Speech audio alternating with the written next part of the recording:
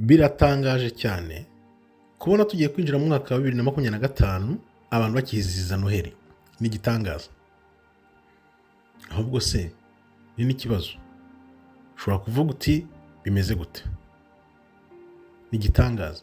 Abantu turacyashakira bya ibitangaza byakorwa kera ngo ngaho Kristo yagenze hejuru y'amazi, yazuye abantu, ariko kubona twinjiye mu mwaka wa 2025 abantu bakizihiza Noheli ni igitangaza.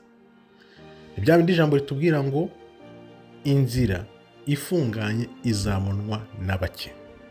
Ibi bintu twabikozeho video imyaka n'imyaka uko yagiye ihita, tukaba tumaze hano nk'imyaka irenga 14 hafi 15 tuzi ko Noheli atari umunsi Kristo yavukiyeho. Kare nibwo nahoze nibaza nti urabona iyo abami bimaga mu izeno rya kera baravuga ngo umunsi wa mbere w'ukwezi kwa mbere umwami kanaka yarimye, umunsi wa gatanu w'ukwezi kwa munani mu mwaka runaka igihugu iki n'iki ishyanga n'iri ryateye iri n'iri. Ariko se Kristo nk'umwami n'umukiza n'umucunguzi wacu habuze n'ahantu na hamwe muri Bibiliya handitseho ngo ku munsi wa karindwi w'ukwezi kwa karindwi umwami Kristo yaratuvukiye avukira ahanana? Kuki iyo tariki itarimo? Iriya tariki ya 25 z'ukwa 12 yavuye he?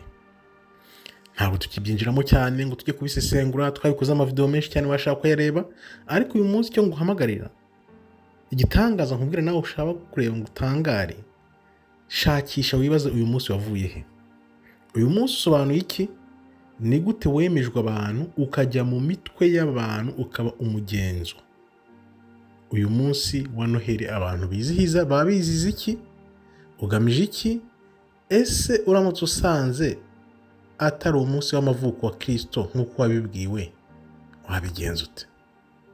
Shakisha rero iby'uyu munsi ubimenye, ushungure, noneho nzi neza ko uri bwimenyere ukuri. Ureke ibyo nkubwira cyangwa ibyo wumva, fata umwanya.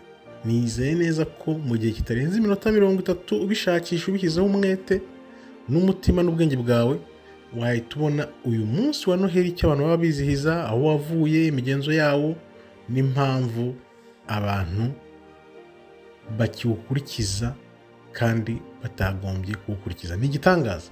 Ndatangiye vuga nti ni igitangaza gikomeye. Abantu turacyashakisha bya bitangaza bya kera byabaga, ariko kuba abantu mu mwaka w'ibihumbi 2025 tugiye gutangira bakizihiza Noheli nta gitangaza kirenze icyo.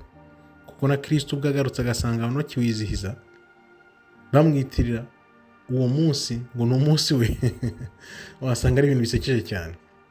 Nakubwira nti rero wewe umuntu wumva ushaka gushaka ukuri, inzira y'ukuri, fata umwanya ushakishe uyu munsi wa Noheli wavuye he, abantu baba bizihiza iki kuri uwo munsi bavuga ngo ni wa Noheli. Ese kutawubona muri Bibiliya? N'ibindi byinshi cyane nakubwira. Uriya munsi bavuga iriya tariki haba hari ubukonje, nta ntama zajyaga hanze ngo abashumba bajye kuragira. Urumva ko n'ibintu bafifitse barabibeshya. Byishakire urebe icyo bimenyesheje, noneho umenye ukuri kwa kuri kuzakubatura. Icyo nzi cyo nuko abantu benshi bari kugenda bakanguka bamenye iby'uyu munsi, ariyo mpamvu usanga hirya no hino bakubwira ngo uyu munsi ni umunsi wa Satani, ariko byishakira ubwawe ubimenye, ari we wenyine ubyihishuriwe. Numara kubimenya noneho ubisangize n'abandi, niko abantu bazagenda babohoka buhoro buhoro. Ariko mu gihe kitari kirekire tuzi neza ko abantu bazamenya ukuri kuri kuza hanze, noneho bashakishe kuko kuri nyakuri kuzabature, kubazane mu nzira y'urumuri, urumuri rubajyana ku mwami Kristo, umwami nyamwami, atari ibintu uri burebe nawe usobanukirwe urebe ibyabyo. Numara kubisobanukirwa nibwo ureba ko koko impamvu abantu batabona inzira ifunganye ahubwo bakurikira banyamugiyo bigiye, bagakurikira inzira yagutse, abo nibo bazagenda bakajya mu irimbukiro. Ntuzajye mu irimbukiro rero, shakisha iby'uyu munsi. Numara kubimenya neza, nzi neza ko uri bufate icyemezo n'umwanzuro bidakuka. Murakoze rero, Imana ikomeze ibarinde. Shalom, shalom, shalom. Toda haba. Tov Meyod.